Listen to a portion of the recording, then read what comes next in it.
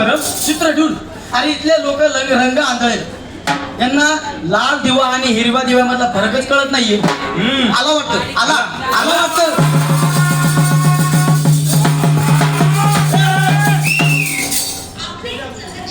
काय केलं तू हे? काय केलं? अरे तू सिग्नल मोडला, सिग्नल. तू एवढा जोरात आला का माझी आबाळ झाली, मला शिट्टी सुद्धा वाजवते ना.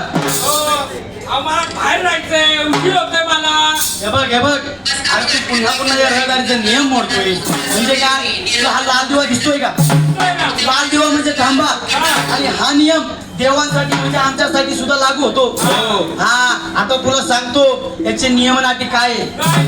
तू जर सिग्नल मोडला तर तुला 6 महिने ते 1 वर्षाचा कारावास होईल.